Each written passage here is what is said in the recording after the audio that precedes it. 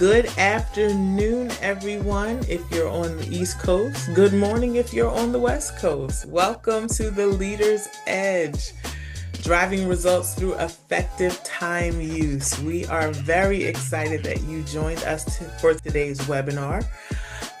And we are going to navigate some things related to effective time use, time management, prioritization, and all of the things. I hope you're enjoying lunch. If you're eating lunch, please feel free to continue. We will be using our chat features today, so if you have any comments or questions, please put them in the chat and we will respond in real time.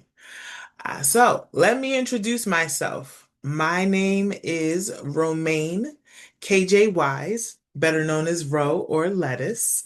I am a senior consultant with Exude Human Capital. And for those that are not familiar, Exude is a boutique HR firm based out of Philadelphia. And we are very people-centric, very solution-oriented, and we do dynamic work at the crossroads of inclusion and belonging, leadership and development, and human resources. So I am excited to be your facilitator today for today's webinar.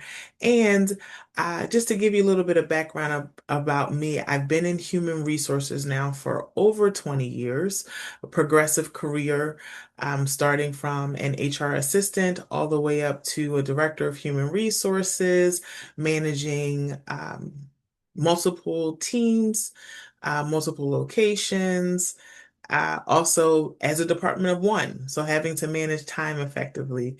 So I am very excited about today's conversation and how we're going to engage. Please know we are recording this webinar and we will share it with you after the presentation, and it will also be posted on our YouTube page with all of our other videos. So if you ever want to catch up on content, we encourage you to subscribe to the Exude HC YouTube channel, as well as following us on all of our social media platforms. If you don't mind, share where you're logging in from today so we can kind of see who's on the line. But let's dive into today's conversation. So our objectives today are to really discuss prioritization and planning, delegation and efficiency, recognizing and overcoming time traps, and then balancing productivity with well-being. So we're very excited that you all are here, and I see that we have folks joining us from the great city of brotherly love and sisterly affection from New York, some folks from Laurel, Old City, Philadelphia. We are very excited that everyone is here today. Very glad to have you with us. So let's talk about time.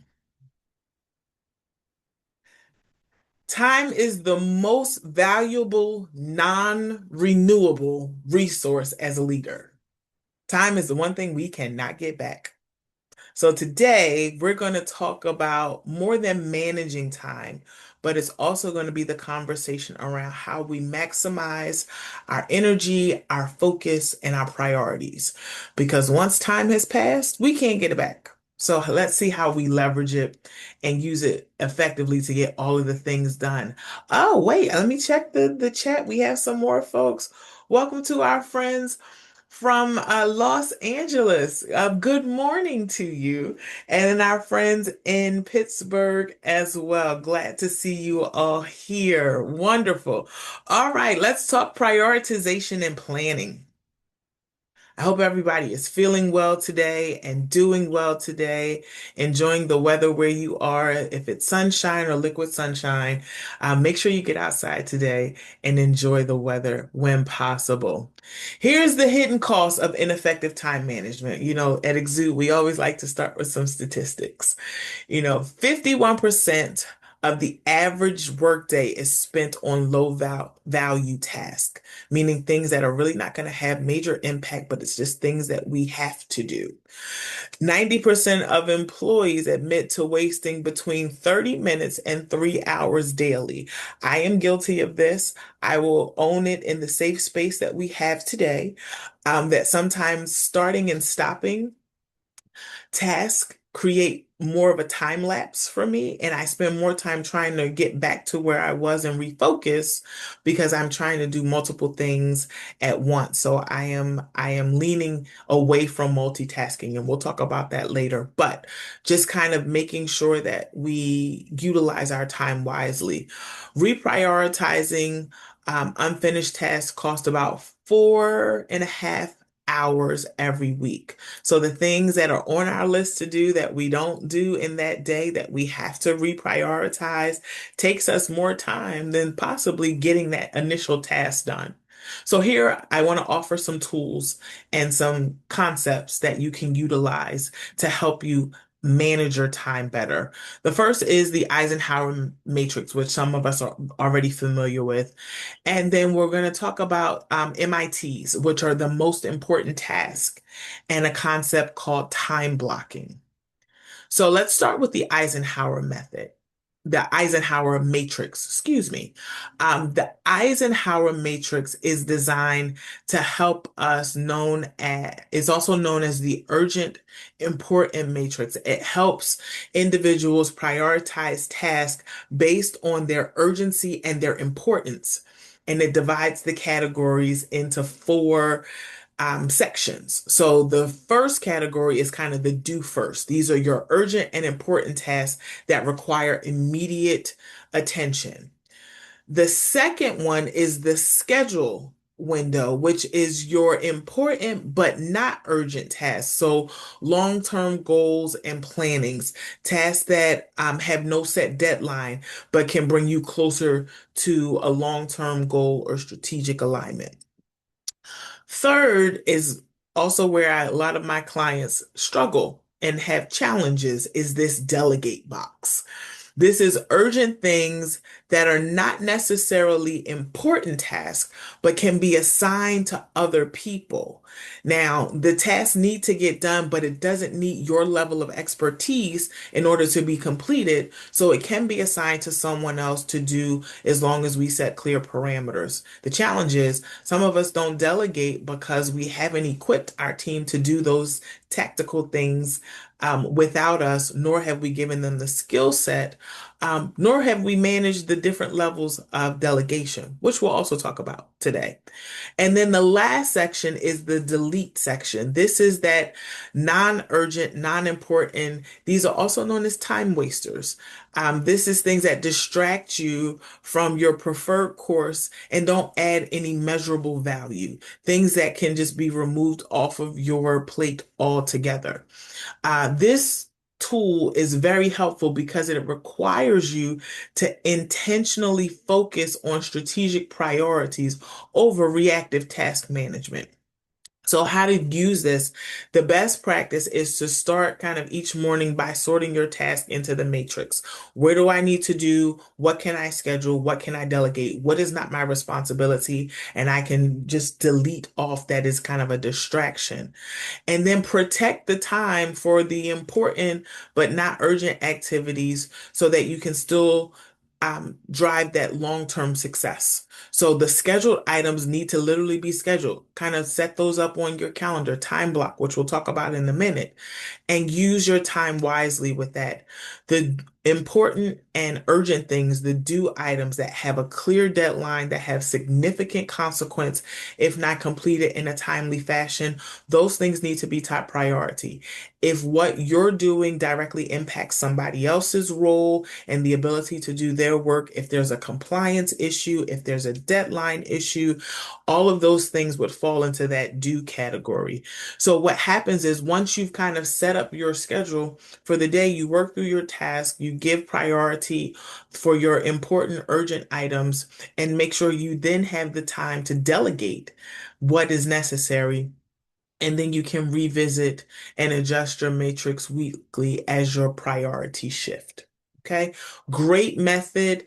There are a lot of resources online about the Eisenhower matrix, but it is a tool I stand by and I have seen cause great transformational change with time management with some of the leaders and organizations that I support as their consultant.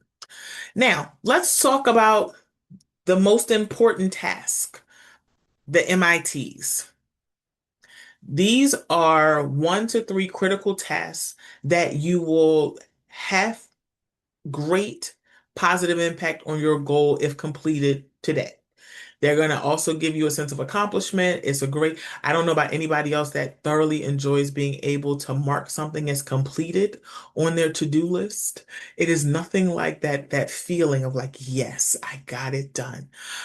This technique sharpens your daily focus. It helps you prioritize what is most important.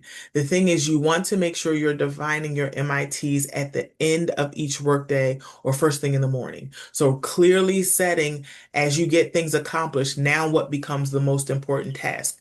This will also give you space for priorities that are interjected into your schedule that you didn't anticipate, things that may pop up when we have to pivot or we have shifting priorities. I know in human resources, anytime that there is some type of investigation or employee relations issues, that becomes the most important task because there are time sensitivities to that.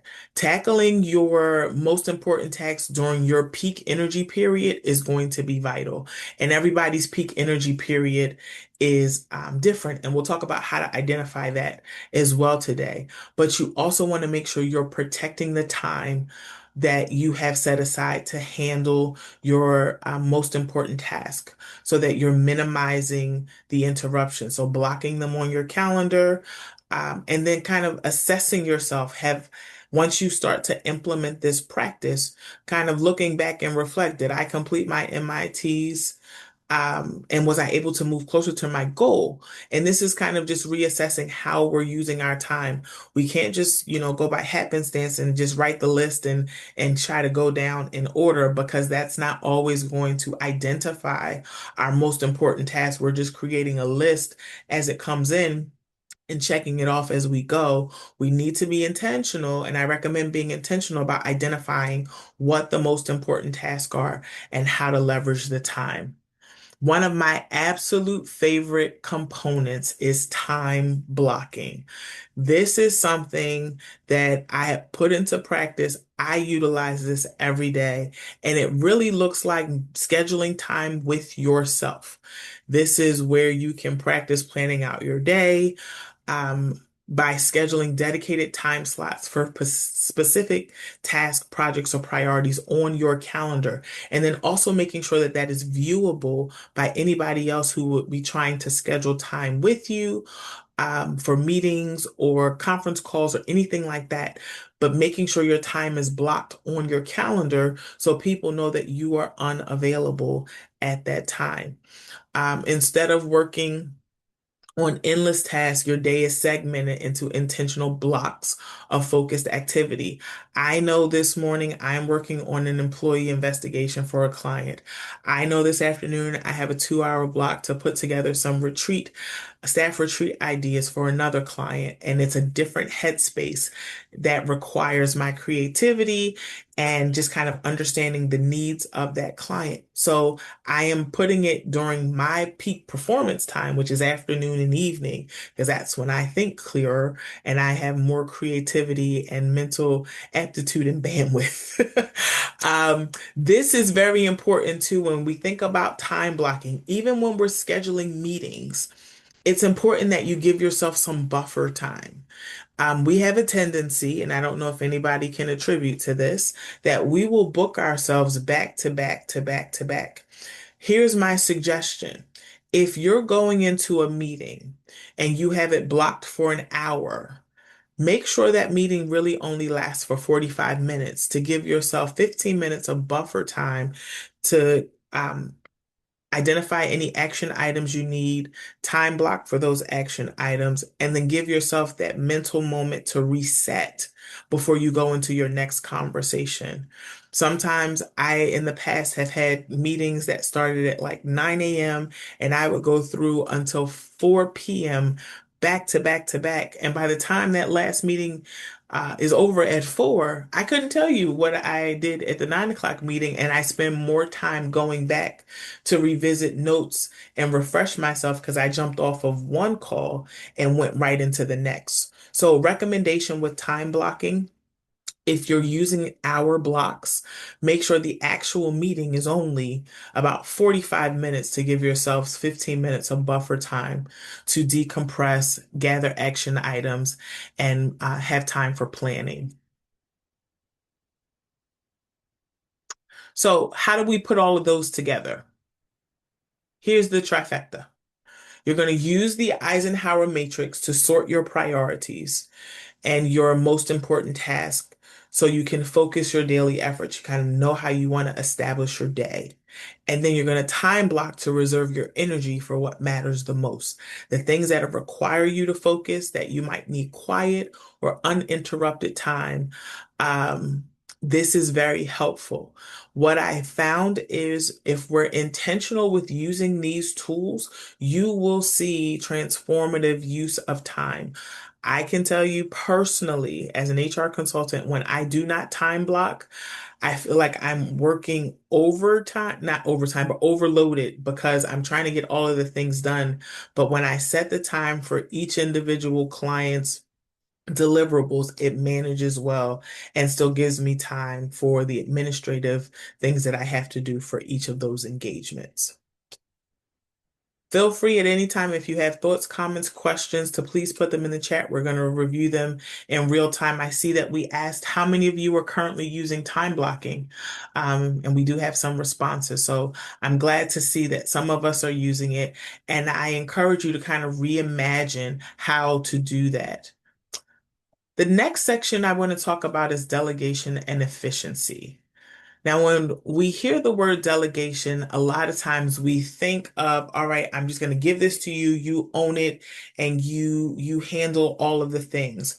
But I want to inform and give some insight that there are different levels of delegation. Here are the 6 levels. There's tell, sell, suggest, consult, agree, and full delegation. And the difference is um, that when we understand what is necessary, you're going to make the decision to delegate and instruct that employee on what they need to do and what resources are available to them. So when we have a clear understanding of what we're asking someone to do, we know which level to select. So here's what we need to know. When you think about the tell, these are kind of you're instructing someone exactly what to do. This is when it needs to get done. It needs to get done right away. This will ensure immediate and accurate action. You're providing clear direction, where flexibility is really not an option. This is really good in use of emergency or urgent situations, things that are compliant driven, with no room for deviation, or when working with a brand new team member who may need really specific guidance. Okay. The sell is where you're going to instruct and explain rationale. I think explaining rationale is always a good leadership practice because it helps people understand the why that they're doing something. If you don't have time to explain the rationale in those emergency situations, then yes, you're going to tell someone what to do. The sell is giving them the instructions and explaining the rationale. And it's kind of giving the language of here's what I decided and here's why it's the best approach right now. The purpose of this is to build credibility and transparency. The explanation is the big key here with this level of delegation, and it helps team members understand context and reasoning behind the directives. This is best used when you're asking for follow through on a decision that might be questioned or if somebody might not agree with your approach. It's also to use to foster a greater ownership and connection to the task. This is considered kind of the early stage delegation where understanding the why will improve the execution.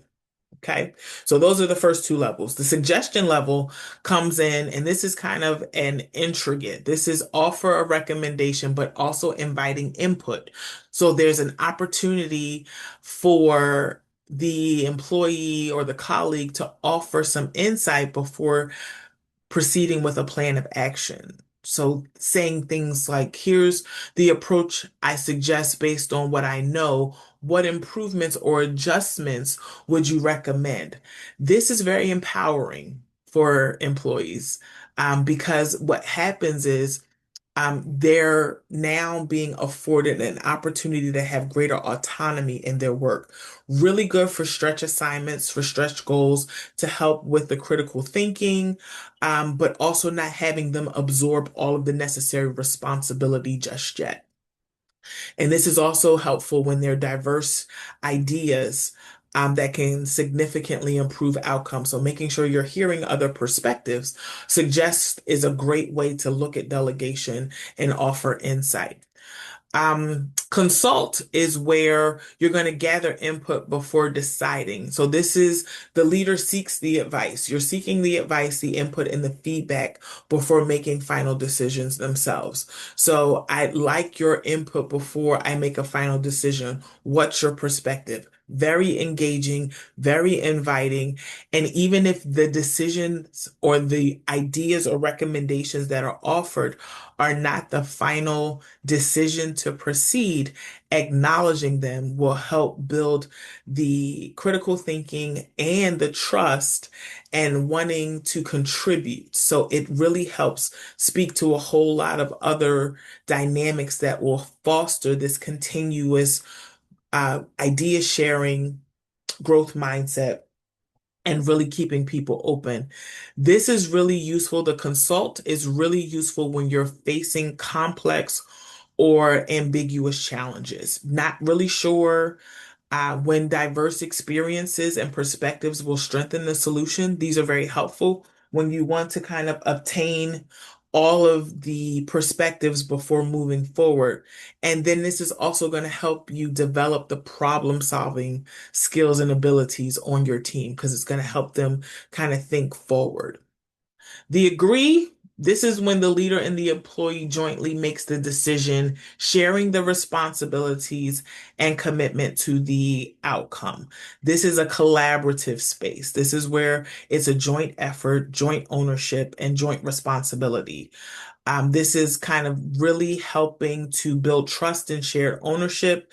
It's also going to strengthen collaboration, especially for strategic or sensitive initiatives. This is really good when launching new initiatives that require strong alignment, when development is needed for leadership and accountability within the team. If you are having challenges with accountability on your team, this agree model will be very helpful. And it also helps with the buy-in, if buy-in is necessary for success of an initiative on your team. Okay. The last one is the one we all know. Delegation. This is full ownership and decision-making authority. Here's the task. You take it, you figure it out, you own this now, decide the best path forward, and keep me informed as needed. This is empowering independent leadership. This is the delegation that most of us kind of think and go to as the standard version of delegation. But I offer you these other insights and levels to help you figure out which one is the best for the situation or initiative you're working with your team and how to leverage it appropriately. There's also something called strength-based delegation, which is where you're assigning tasks and responsibilities based on natural strengths, skills, and interest for each team member.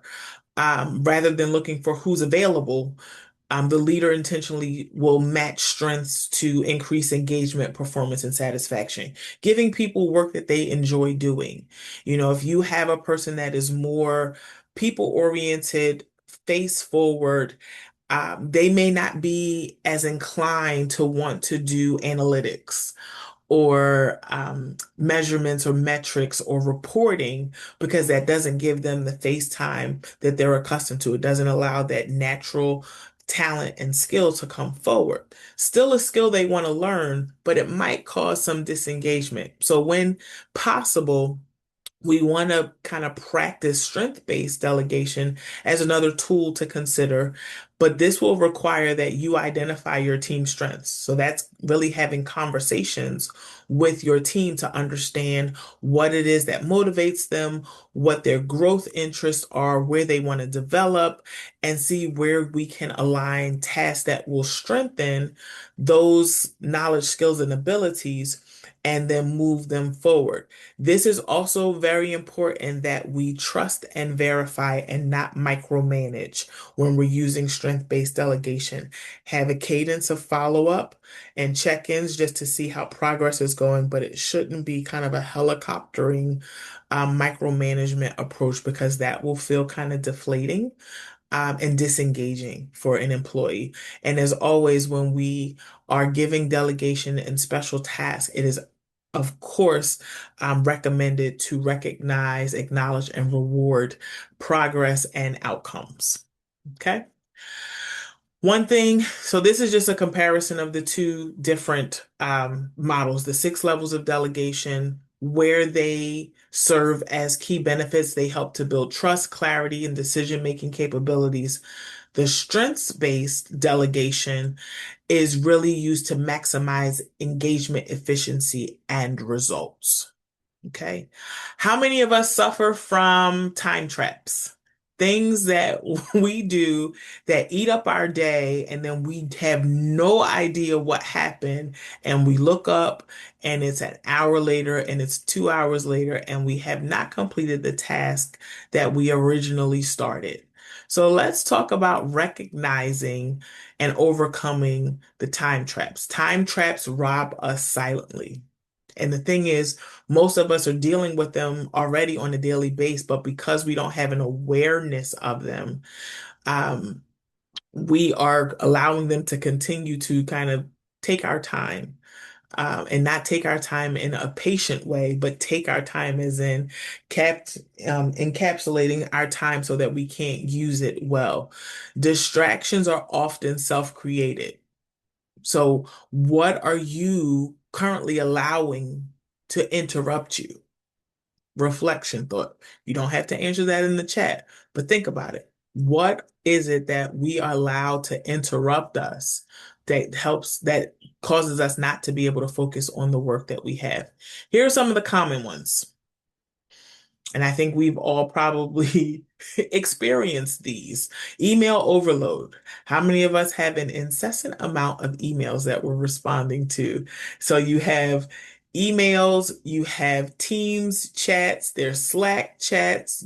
Certain people are popping on one place to answer questions, ask questions. Then we're sending email responses. I definitely encourage us to identify clearly when and where we're using tools that engage us in like email, Teams, Slack. What purpose do each of those mediums serve? Like, when should you send an email? When do you send a Teams chat? What is everybody's kind of cadence of looking at those platforms and responding? What's the response time? My favorite is unnecessary meetings. Ever been to a meeting that could have been an email? Yep, I think we all have. But we spend a lot of times talking about the work we want to do instead of doing the work that we should be doing. So having a different way of kind of getting out of that routine of making sure that we're not spending time in unnecessary meetings. It can create, especially if the meeting does not have a clear purpose, outcome, decision-making intent, it can be draining time without adding meaningful value. So when we think about meetings, we need to think about them and what is the purpose of this meeting? Are we coming together to share information? If we're just sharing information, can I send it out as a video recording? Can I send it out as an email? And I always lean to the videos because people don't seem to like to read a lot, but they will watch things. So I highly recommend recording voiceovers or videos of content and just sending it as a recap for sharing information. If there's no clear outcome, and people are not prepared for meetings, like they're coming and they have no idea what the discussion points are, it feels like a misuse of time and a time trap. I recommend making sure you send out an agenda, let people know what they may be asked, send out any questions early so people show up really ready to fully engage and contribute. That's what makes meeting time very impactful and valuable. Now, the other common time trap, multitasking. How many of us multitask? Um, I see in the comments that some people are like, yep, that's me. I do all of these things. Trying to perform multiple tasks simultaneously, which divides our attention and leads to reduced efficiency, more mistakes, and increased cognitive fatigue. Responding to a chat message during a virtual meeting while checking your inbox and trying to edit a document. All four of those things don't have to happen at the same time. So multitasking isn't a superpower, it's really a myth. Studies have shown it reduces productivity by up to 40%. Think about that. Multitasking will possibly reduce your productivity by up to 40%. Focus on monotasking, one thing at a time. Complete one task fully and then move on to the next. That way, you first off get that sense of accomplishment and you're able to use your time wisely without having to constantly reset and refocus, which is time consuming in and of itself. Okay.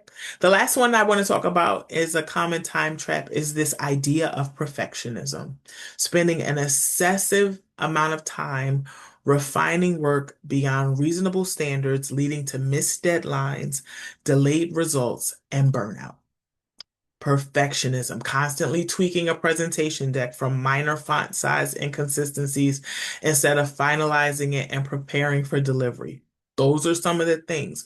Making sure that we understand that things are usually done well. They don't have to be done perfect. We all make mistakes. We all have opportunities where we can grow and expand. Things can, if it's done better, than perfect, especially in leadership roles where progress matters more than polish. So we want to kind of get things done and keep things moving. If we get stuck in perfectionism, we're delaying delivery of things. We're creating more stress and tension for ourselves, for our teams. The key is defining what is good enough. What is the good enough standard before starting a project to avoid spiraling into perfectionism. If you're sending out a board report, yes, we want to make sure it's all grammatically correct, that there are no red squiggly lines or blue lines in anything. Yes, we still want to have a level of excellence, but excellence does not require perfectionism. It's literally about being the standard. What happens is, and what I've experienced, is perfectionism often masks fear of judgment. People are worried how they're going to be perceived if there's a mistake found. Will they be seen as, incompetent or anything like that? I think we all need to kind of step back and afford ourselves some grace, as we're all navigating a lot of things, and it can impact how we work.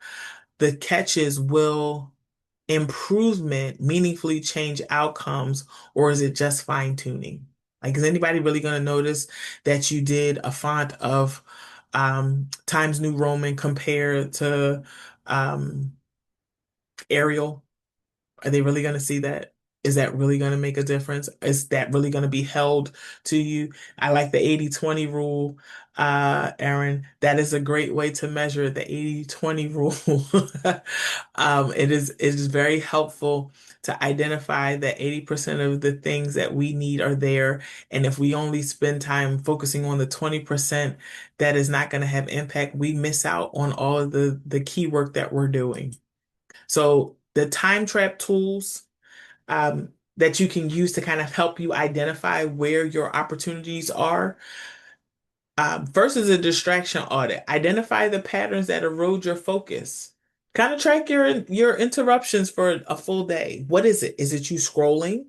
Is it you kind of getting wrapped up into an article or an alert that comes up on your phone or on your desktop? Um, Figure out what the interruptions are and what the patterns are. Do you get distracted easily? Do you need a chance to refocus? That's going to be very helpful. One of my favorite techniques is the Pomodoro technique, and I know many of you are probably familiar with this, where you have structured focus and recovery cycles, meaning you work for like 25-minute bursts. You just go straight at it, 25 minutes, and you take a 5-minute break. That 5-minute break gives both your nervous system and your cognitive ability a chance to reset, and you're able to kind of go back into that next task with a crisp perspective and able to execute again for another 25-minute burst. Um, Also, a time trap tool that I encourage us to utilize, saying no. It's okay. And it is a complete sentence. Here's the thing. Protect the time and energy respectfully, of course. Respectfully. Decline meetings that aren't priority aligned. Taking time to say, you know what, I don't need to be this. Seeing if you can delegate someone else on your team to be present to get information if it's an information sharing session, and then guard your time so that you can focus. And there's a way to do it respectfully. So if you're responding to like a low priority meeting invite with a colleague, you can say, you know what, thanks for thinking of me. Given my current priorities, I'm unable to participate, but appreciate being kept in the loop, i.e., send me the recap email. I don't need to sit in the session. Every yes that you say to something unimportant is a no to something vital. So having respectful no phrases ready makes it easier when you need to set boundaries without guilt or awkwardness. It's all in how you deliver it. It's all in understanding wording. Tone goes a long way. Good leaders don't do it all. They prioritize and communicate respectfully. Okay. Last section I want to talk about is balancing productivity and well-being. This is very important because we need to be mindful of how we are caring for ourselves as individuals, how we are caring for our teams. So some self-care habits that I wanted to offer as part of using time effectively is intentional daily and weekly practices that nurture our physical, mental, and emotional well-being. Very important. I One of the greatest investments I ever made as a consultant who works from home was a sit-stand desk. And I absolutely love it. I don't know if anybody else online has a sit-stand desk. Highly recommend them because it helps you change your position and posture throughout the course of the day. Make sure you schedule some self-care time like you would any other important meeting. Don't leave it to chance. Don't think, oh, if I just get a couple of minutes. No, schedule time to take a 10-minute mindful break in between meetings. Try to set aside time for hobbies at the end of your workday. Don't let work carry all the way over into your nights where you don't have time to engage with friends, family, or things that you enjoy doing. I see a recommendation in the chat that says Costco has a lovely sit-stand desk with fancy lights for about $200. So to all of my Costco folks, check that out. Go on their website, go to an in-store, and see. I highly recommend it. And I have a nice one that like hides all the cords. But back to best practices with self-care habits. Schedule the things that are important. This should be time that you block for yourself. If it's, a micro habit, and I am a fan of micro habits, they're small, repeatable actions that anchor your day. If you can take a micro habit and kind of mix it up with, 5 minutes of deep breathing. Deep breathing really does help you reset. I'm a fan of box breathing, the 4-4-4-4 method.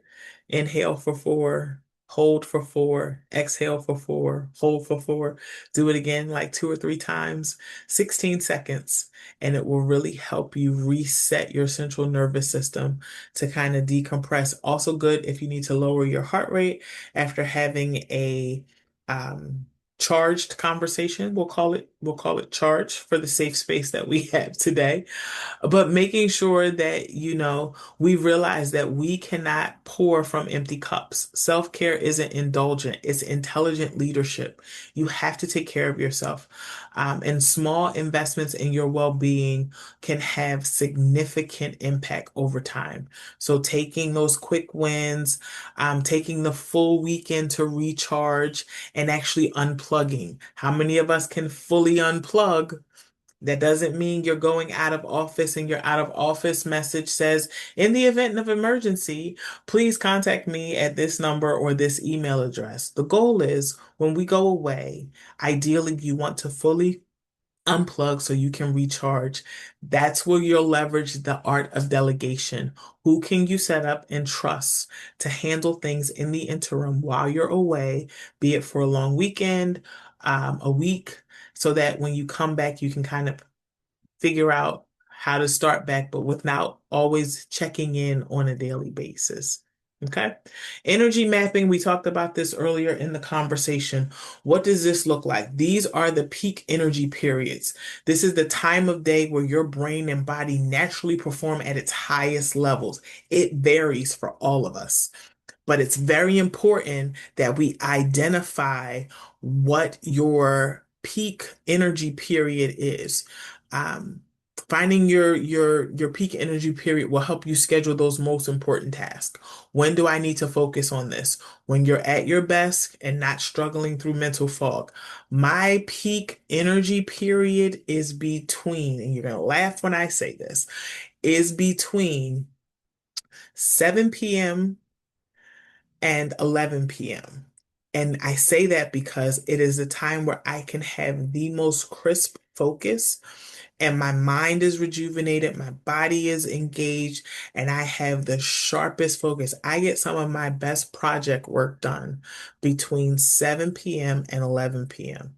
And I know that about myself. So on those days where I have time blocked that time in the evening, I communicate with my team and my clients that I may be working asynchronously. Again, communication is key and letting them know that I will be online during the evening, but I also do not impede my off cycle or asynchronous schedule on them. So anything that I do between 7 p.m.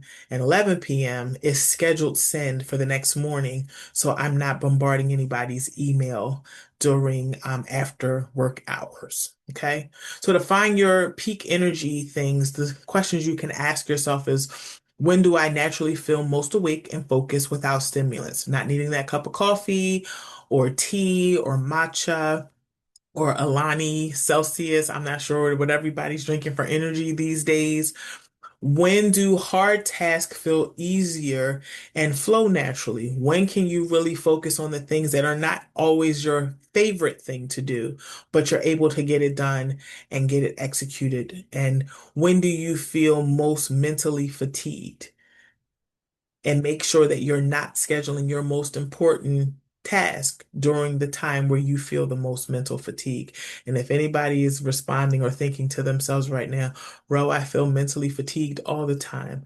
I understand that. I empathize. And I'm hoping that some of these tools will help you kind of get some clarity and extend bandwidth. Okay. And just know we're here to support. Boundaries, the B word. Let's talk about it. Having clear personal boundaries are very important. Communicate your boundaries with your colleagues, managers, and clients. If you're not going to read emails after hours, let your team know that. If there's an emergency, have a plan of action in place. If you're not going to be visible, create visual signs, calendar blocks, deep works, color coding. I have one client that does color coding because they have an open floor plan. So what happens is everybody has a marker that they can put on the back of their computers. One is red, yellow, and green. Green is you're welcome to interrupt me at all times. I welcome the engagement. Yellow is I'm kind of working on something, but you can stop me if it's urgent. And red is please don't interrupt under any circumstance. I'm in deep work mode. It goes a long way because people can visually see where you are in terms of timing. You can even block it on your calendars that way so that it's color coded so people will know. And then that way you can indicate the focus time and when interruption is welcome. Okay. The last thing is I want us to kind of engage in a digital detox. How many of us are always held captives to our phones? Intentional periods where you disconnect from all your digital devices, your phones, your laptops, social media, because it helps to reduce the cognitive overload. It helps you to refocus and restores your mental clarity. When I am working on a project that requires my full attention, I will put my cell phone in another room because I always have a tendency to pick it up and scroll. And then when I look up, I have scrolled for 25 minutes and it's like I could have been using that to get this project done so that I can get finished for the day and then go on about my evening. If you have a tendency to be very digitally attached, I encourage you to do a digital detox. Take an hour, small things, before going to like a full day. Um, but here's the thing, make sure that you have some digital free time. If everything is always an attachment to a phone or a screen, we're missing out on the real in the moment things. So take a digital free walk or meal or creative hobby without the devices. My decompression advice is Legos. I love to build Legos. So whenever I do my Legos, I leave my phone in the other room and just focus on the build and the project. And again, that sense of accomplishment is an amazing feeling at the end of the day. Okay. Thoughts, comments, questions, anything anybody wants to ask in the comments. These are some tools and resources. Just wanted to offer some insight, some things that I have seen work very well in organizations. The Eisenhower Matrix is a great resource and way to help prioritize and planning, and leveraging that delegation scale is also insightful because not only is it going to help you give work at the appropriate levels, it's going to also help your team kind of understand their capacity, strengthen their critical thinking skills, problem solving abilities, and contributions of ideas. So that is also there. Couple of key things that I want to remind you of, utilizing the tools, figure out how to leverage your most important task, your time blocking, use delegation as a leadership strength. It is a wonderful skill to have and match the level of delegation to the person's skills and readiness. Is it a tell? Is it a sell? Is it a suggest? Is it a consult? Is it agree? Or is it a delegate? And then making sure that you kind of clearly understand identifying your time traps, kind of overcoming them, time wasters like email overload, the unnecessary meetings, the multitasking and perfectionism are quietly draining our productivity. So kind of helping really being aware of what those time traps are and being intentional about mitigating them by using some of those resources, the distraction audits, the Pomodoro techniques, and saying no, respectfully, of course. Okay. Making sure we take time to balance productivity and well-being. Sustained success requires balancing performance with recovery, not running on empty. So it's important to incorporate those self-care habits, understand our energy mapping, set some boundaries, and use some digital detox practices to stay resilient. A well-rested, clear-minded leader is more effective as a leader for your mission, for your team, and for yourself. Okay. Productivity is not cramming more into the day. It's about maximizing the value of your time, protecting your energy, and leading with clarity and purpose. Any thoughts, comments, or questions that anybody would like to share?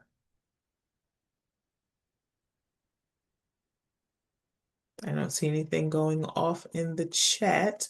I will encourage you to join us for our next webinar, which will be on June 9th. It'll be a morning blend, which is a blend of legal, HR, and best practices. And it will be with our co-founder, Allison DeFlorio, and our colleague and partner, Lori, and I cannot remember Lori's last name. Lori, forgive me at this moment.